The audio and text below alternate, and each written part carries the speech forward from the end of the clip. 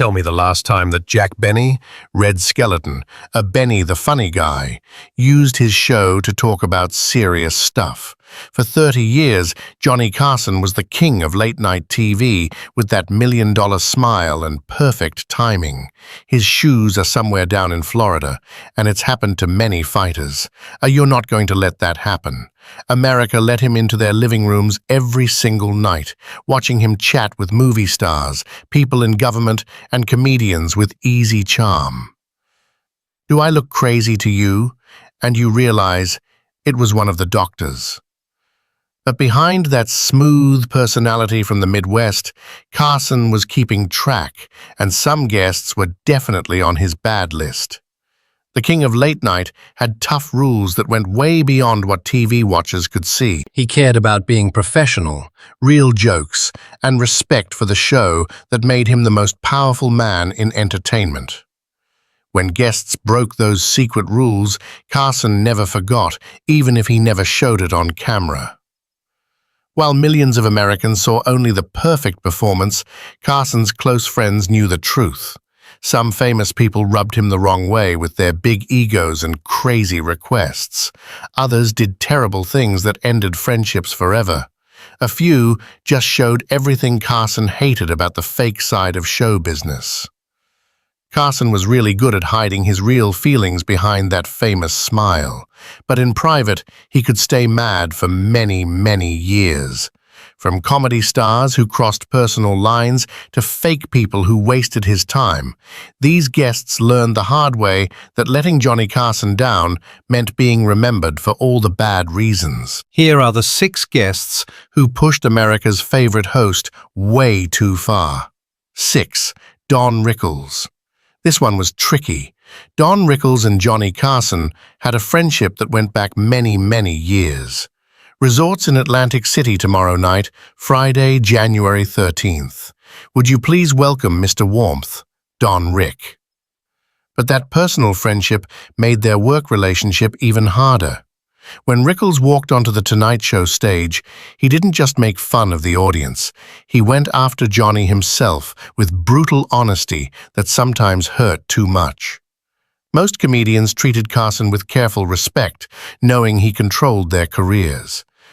Rickles treated him like any other target, throwing insults about Carson's marriages, his personality, even his hosting skills. While audiences loved the fearless comedy, Carson often felt uncomfortable behind his desk, forced to smile while getting destroyed on his own show. The problem wasn't Rickles' talent. Carson really admired his quick jokes and timing. The problem was you never knew what would happen. Other guests followed unspoken rules, but Rickles ignored every single rule. He'd talk about Carson's personal life, make fun of his clothes, or turn serious interview moments into roast sessions without any warning. You never knew if Don was coming as a friend or someone attacking you, Carson reportedly told Ed McMahon. Some nights he'd be perfect, other nights he'd leave you feeling like you'd been through a meat grinder. Carson's Midwestern politeness didn't match with Rickles' New York toughness. While he liked the comedy genius, Carson sometimes dreaded having him on, knowing he'd spend 30 minutes being the target instead of the host. Their friendship survived, but Carson privately said that Rickles was one guest who could make him really uncomfortable on his own stage. 5. Zsa Zsa Gabor.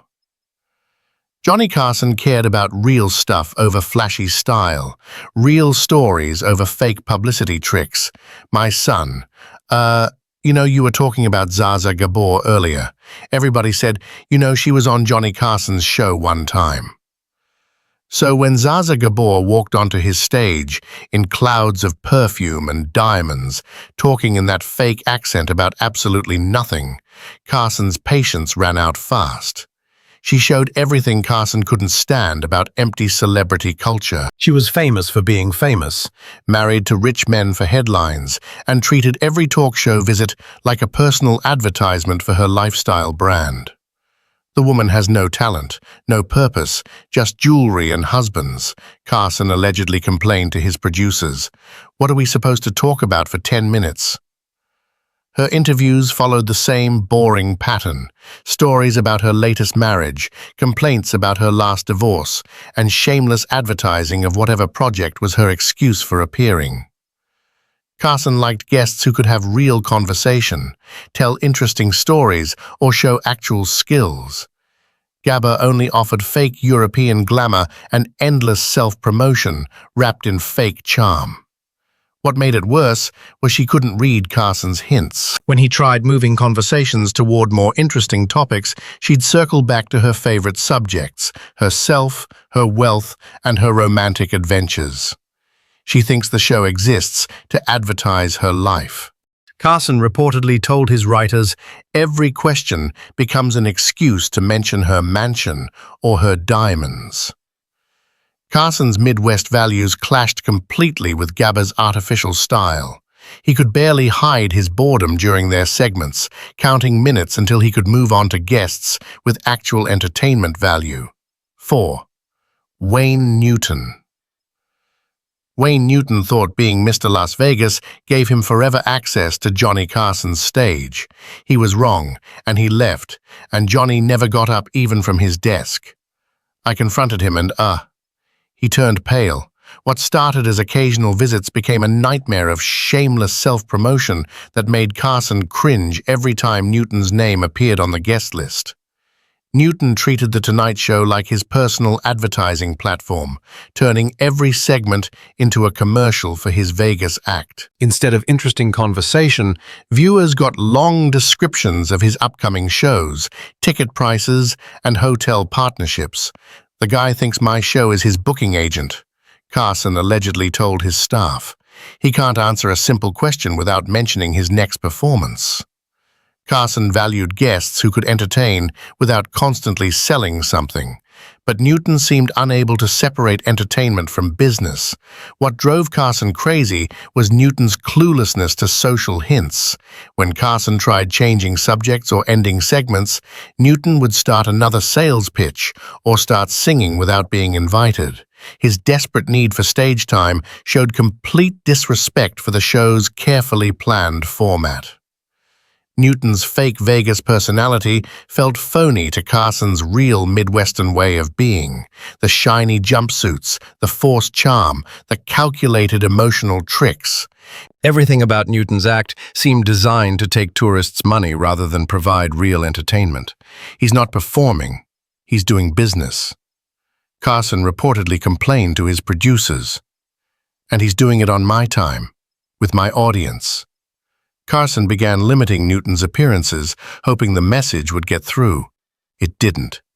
Newton kept pushing for bookings until Carson finally stopped returning his calls entirely. 3. Chevy Chase.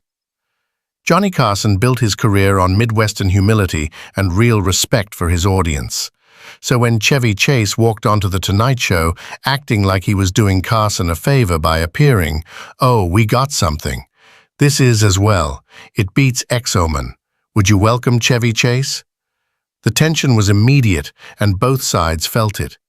Chase's arrogance was famous, even by Hollywood standards. But his talking down attitude toward Carson crossed a line that other guests knew better than to approach. While most celebrities understood that Carson controlled their careers, Chase treated him like an outdated old guy from television's past.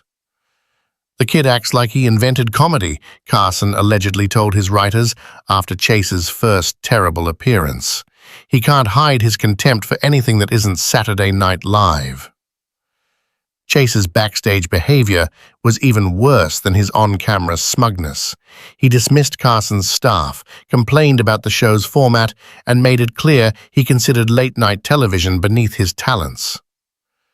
Carson's passive-aggressive responses during Chase's interviews became legendary among industry insiders. The icy politeness, the cutting questions disguised as friendly conversation, the subtle ways Carson could make someone look foolish without breaking his professional smile. What particularly bothered Carson was Chase's obvious belief that SNL represented comedy's future, while The Tonight Show was yesterday's news.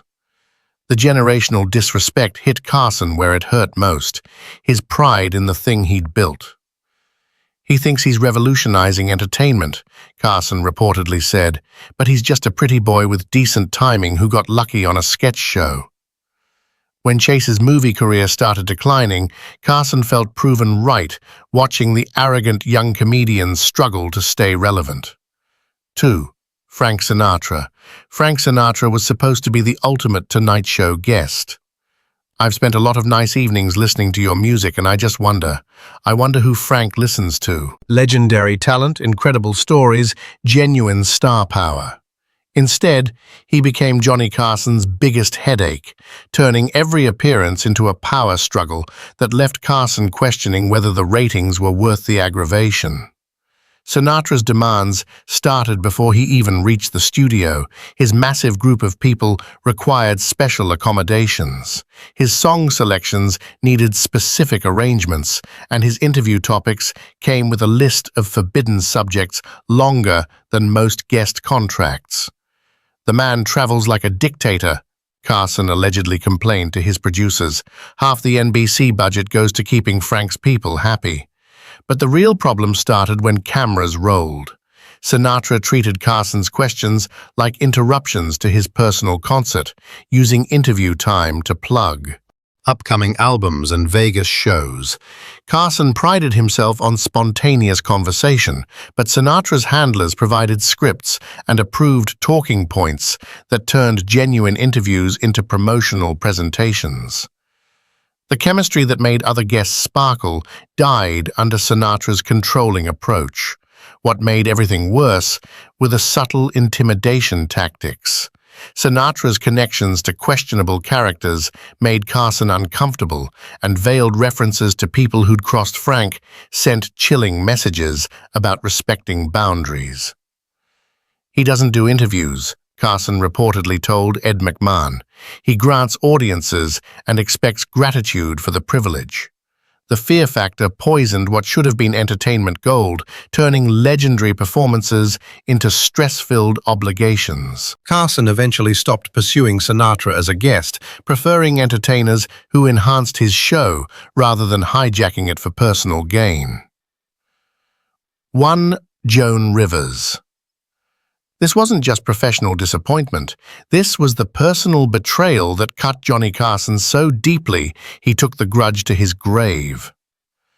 Funny lady Joan Rivers is appearing at the Plaza 4 in Century City through Saturday and follows that with 2 weeks at the Desert Inn in Las Vegas. Would you welcome Miss Joan Rivers? Never speaking to Joan Rivers again after she committed what he considered the ultimate act of disloyalty. Rivers had been Carson's golden child, the female comedian he discovered and helped become a star. She was his permanent guest host, the heir apparent to late-night comedy, practically family. After years of friendship and professional working together, then came the phone call that changed everything. Instead of hearing about Rivers' new Fox show from her directly, Carson learned about it through industry gossip. His student had negotiated a competing late-night program without giving him any warning or courtesy heads-up. She didn't just leave. Carson allegedly told his close friends, "She snuck out like a thief in the night after everything I did for her career." The betrayal wasn't just professional, it was deeply personal. Carson had opened doors, shared his stage, and treated Rivers like the daughter he never had in show business. Rivers tried desperately to explain her decision, but Carson refused all communication. Phone calls went unreturned. Letters remained unanswered. Mutual friends were told to pick sides. Carson's Midwestern values couldn't forgive what he saw as fundamental dishonesty from someone he trusted completely. The Fox show failed quickly, but Carson's anger never faded. Even when Rivers publicly apologized and begged for reconciliation, America's most forgiving host remained ice-cold toward the woman who'd broken his heart by choosing career advancement over personal loyalty. Johnny Carson's smile never wavered on camera, but his memory was still trapped sharp when it came to respect and loyalty. Behind America's most beloved late-night host lived a man who valued professionalism above all else. Which betrayal surprised you most? Share your thoughts and subscribe for more television secrets.